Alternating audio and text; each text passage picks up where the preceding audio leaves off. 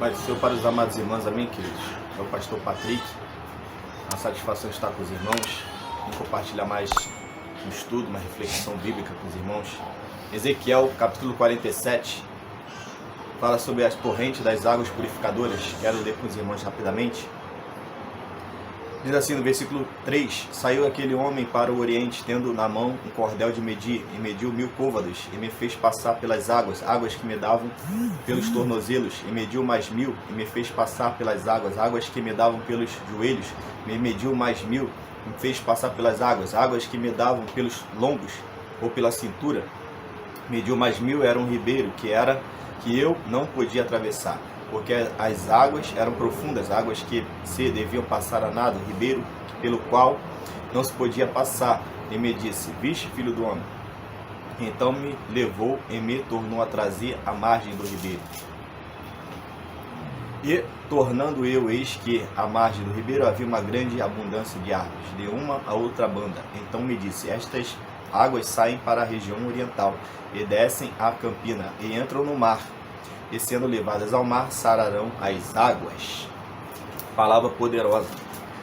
Essa palavra, estamos diante de uma palavra no qual o profeta Ezequiel ele tem uma visão do templo. No versículo 1 se observa, ele tem uma visão a partir de Deus do templo construído, e deste templo flui águas. Mais especificamente, debaixo do templo começa a fluir águas, e essas águas elas começam a avançarem, e conforme essas águas avançam, elas começam a crescer em profundidade.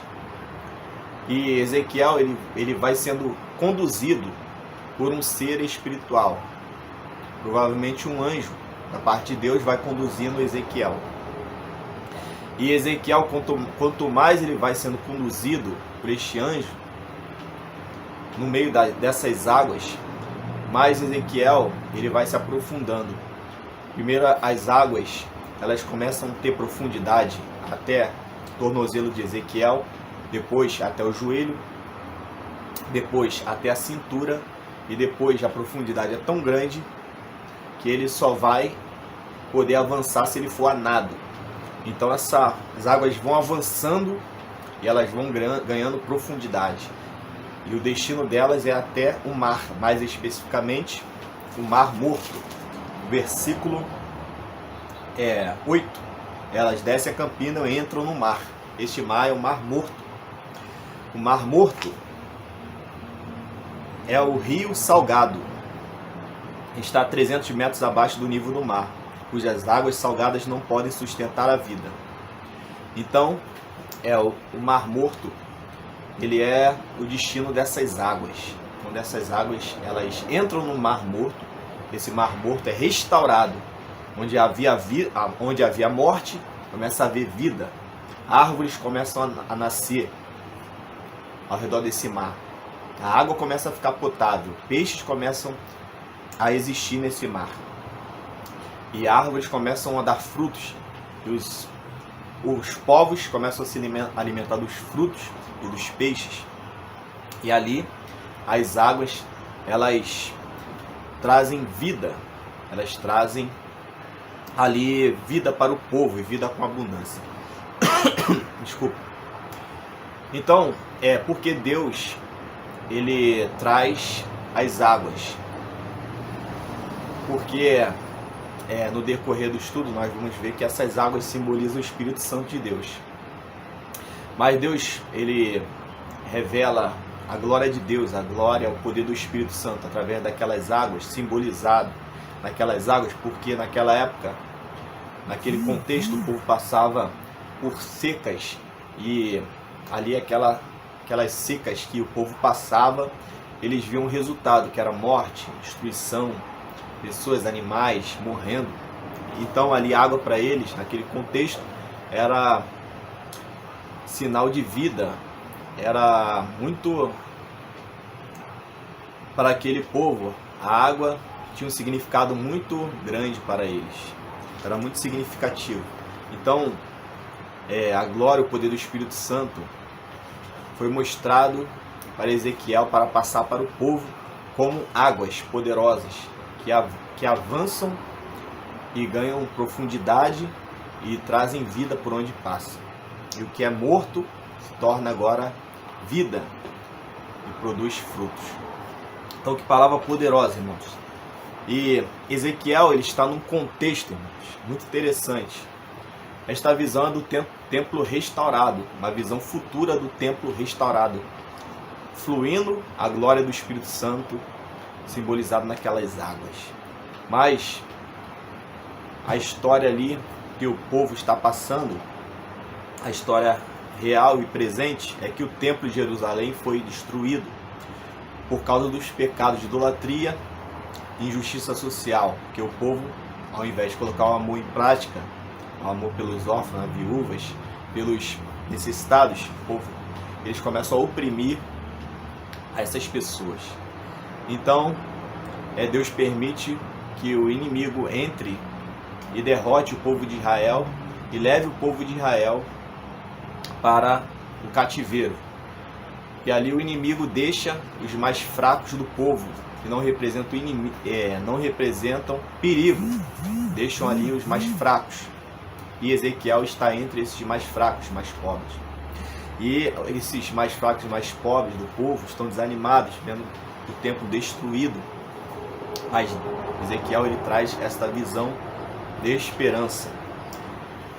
E só abre um aspa aqui, que o povo estava dentro da terra de Canaã, terra que mana leite e mel. Que Deus prometera, Deus cumpriu, colocou o povo dentro da terra de Canaã, que mana leite e mel. Mas o povo foi ingrato, começou a virar as costas para Deus, procurando falsos deuses, e ali não praticando o amor, mas sim a rebeldia e a falta de amor.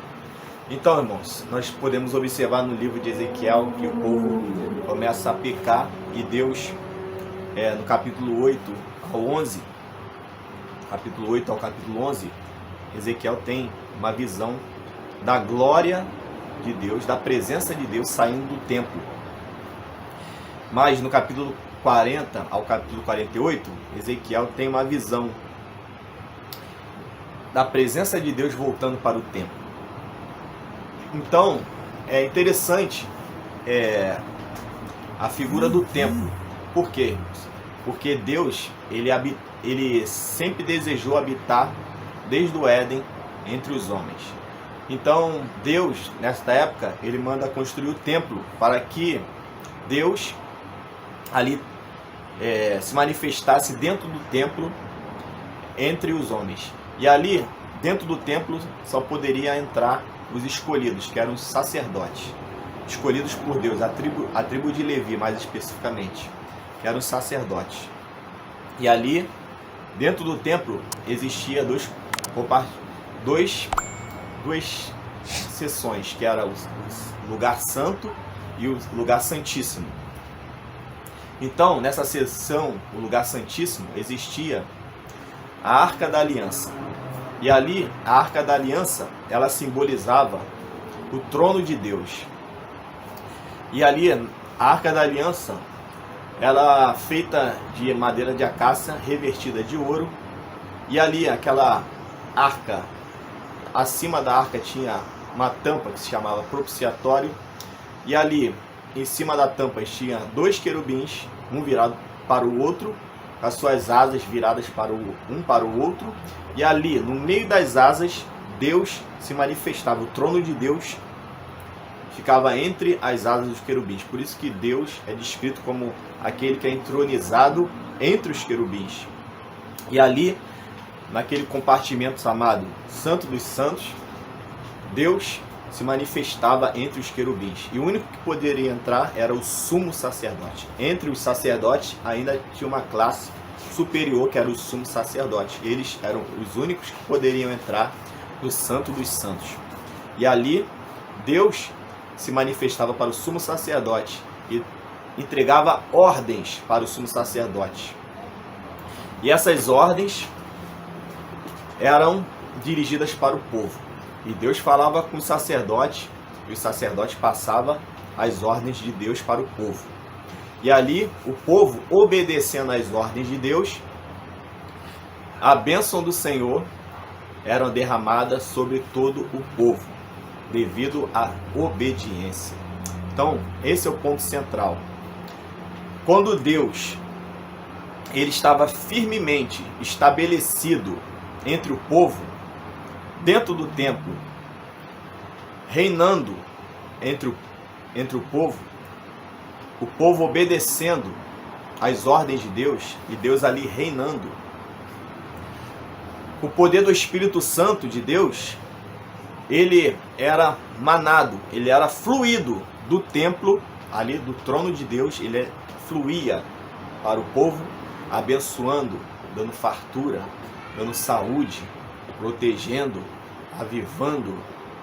E ali a presença de Deus, a presença do Espírito Santo era emanada do trono de Deus que estava ali dentro do templo, no meio do povo, porque o templo estava no centro, ali no centro da onde eles estavam habitando, da onde o povo estava habitando. O templo estava no centro, e dentro do templo tinha a arca, que era o trono de Deus, no qual Deus vinha se manifestar, e ali o sumo sacerdote recebia as ordens e passava para o povo. E mediante a obediência, o povo era abençoado com o poder do Espírito Santo. Louvado seja o nome do Senhor. E é interessante, irmãos, que Deus retorna para o trono dele, ali dentro do templo, na visão de Ezequiel. Ele só retorna quando eles começam a aceitar o reinado de Deus. No Ezequiel 44, versículo 1 ao 31, Deus ele entrega leis que governam aos sacerdotes. Ezequiel 46, versículo 1 ao 24, Deus entrega ordens que governam a maneira de adorar. Deus dá ordem ao povo, dá ordem aos sacerdotes como adorar. Então, Deus governava, dando ordens. Então, irmãos, e o povo era abençoado mediante a obediência a essas ordens. Louvado seja o nome do Senhor. E interessante, depois de Deus dar as ordens, no capítulo 44, no capítulo 46, Deus dá as ordens e o povo acatam as ordens de Deus. E no capítulo 47, as águas começam a fluir, ou seja, a presença do Espírito Santo começa a fluir, abençoando, trazendo vida. Até mesmo aquela figura do Mar Morto, que era a figura de morte, ela é restaurada. A figura principal de morte, a do Mar Morto, é restaurada, mostrando que a obediência, ela gera vida. A obediência, ela move o poder de Deus, ela libera o poder de Deus para nossas vidas. Louvado seja o nome do Senhor. E ali nós recebemos vida e vida com abundância. Então, essa palavra aqui eu deixo para os irmãos. A palavra central foi somente depois que Deus foi firmemente estabelecido, governando o povo ali dentro do templo, sentado no trono. Foi aí que então o rio de vida começou a fluir. Então assim somos nós, irmãos. Quando nós viemos para a presença de Deus, Jesus Cristo falou: vinde a mim todos que estáis cansados e sobrecarregados, que eu vos aliviarei. Mas depois ele fala assim: tomai sobre vós o meu jugo e aprendei de mim, sou manso e humilde de coração. Ele fala também que meu jugo é suave e meu fardo é leve. Esse jugo suave, esse fardo leve, simboliza a obediência. Então, quando nós colocamos a obediência de Deus sobre nós, quando colocamos a obediência a Deus em prática, o Espírito Santo começa a fluir através de nós. O Espírito Santo começa a abençoar nossas vidas e fluir através de nossas vidas. Louvado seja o nome do Senhor. Glória ao Pai, glória ao Filho, glória ao Espírito Santo. No livro de Atos dos Apóstolos, capítulo 2, versículo 3, diz assim: e perseveravam na doutrina dos apóstolos, e na comunhão, e no partir do pão, e nas orações. Então, como no Antigo Testamento o povo era abençoado pela presença do Espírito Santo, simbolizado naquelas águas, mas mediante ao governo de Deus sobre as suas vidas, assim também nós, Deus estabeleceu uma doutrina, ordens foram dadas através dos apóstolos. E aqui em Atos dos Apóstolos, capítulo 2, verso 3, Deus deixou as ordens através dos apóstolos. E a igreja primitiva perseverava na doutrina dos apóstolos. Atos 2, verso 3. A igreja primitiva perseverava na doutrina dos apóstolos, e na comunhão, e no partir do pão, e nas orações. E era tudo que tinha no templo, irmão. No templo do Antigo Testamento, tinha orações? Tinha um incenso, um incensário ali de ouro, que simbolizava aquela fumaça que subia, era a oração dos santos. Tinha orações, partir do pão. Dentro do templo do Antigo Testamento tinha os pães que ficavam diante de Deus, os 12 pães, simbolizava as 12 tribos de Israel. Então, o partir do pão, isso ali simbolizava a comunhão que tinha dentro do templo do Antigo Testamento. E também na igreja primitiva, eles partiam o pão juntamente e tinham comunhão uns com os outros. E ali perseveravam nas ordens de Deus, dadas através dos apóstolos. Atos 2, 3. Em Efésios 2:20 diz assim: edificado sobre o fundamento dos apóstolos e profetas. E depois continua no 21. Nós nos tornamos edifícios que crescemos, vamos crescendo para sermos templo santo do Senhor, edificados para a morada de Deus no Espírito. Então nós somos edificados sobre o fundamento dos profetas e apóstolos. As ordens que foram dadas por Deus através dos profetas, através dos apóstolos. Se nós acatarmos e obedecermos essas ordenanças dadas por Deus, essa governança de Deus através dos apóstolos e dos profetas, nós seremos edificados. Nós seremos, como está escrito aqui, morada do Espírito Santo de Deus. Louvado seja o nome do Senhor. Então, irmãos, o segredo está acatar o governo de Deus. E Deus está governando sobre nossas vidas. Nós estamos obedecendo o governo de Deus, dizendo, como foi ensinado pelo Senhor Jesus Cristo: seja feita a tua vontade, assim na terra como no céu. Venha a nós o teu reino. Olha aí, ó. Venha a nós o teu reino, o reinado de Deus. Então, irmãos, nós viemos buscar o reino de Deus e a sua justiça, e as demais coisas serão acrescentadas. O Espírito Santo fluirá para abençoar nossas vidas e abençoar através de nossas vidas. A palavra de Deus, ela fala assim, ó. João 4,14. Mas aquele que beber da água que eu lhe der, nunca terá sede, porque a água que eu lhe der se fará nele uma fonte de água que salte para a vida eterna. Então essa água vai vir mediante a nossa obediência ao governo do Deus Todo-Poderoso, que Ele venha estar entronizado sobre a tua vida, que Ele venha estar reinando sobre a sua vida, que Ele venha estar governando sobre a tua vida, que esse rio do Espírito Santo, que o Espírito Santo, ele venha ter prazer e repousar sobre a tua vida, que o rio do Senhor, ele venha estar sobre a sua vida, e como foi escrito lá, que vem através da nossa obediência, que nós venhamos, louvado seja o nome do Senhor, estar adentrando no rio de Deus, que começa no tornozelo, depois vem para o joelho, simbolizando que nós devemos nos render, joelhos, e depois vai para a cintura, que simboliza quando você está dentro de um rio, quando você está com água na cintura, ali aquela água que não é uma água parada, mas é uma água que movimenta. Então aquela água ali ela vai para um lado e para o outro, ela te movimenta. Você já não tem mais domínio. Ela que te domina, ela que te leva, ela que te conduz. Quando você é dirigido por Deus desta forma, irmão, e você chega até um nível que você vai a nado, ou seja, você imerge na presença de Deus, você imerge na vontade de Deus.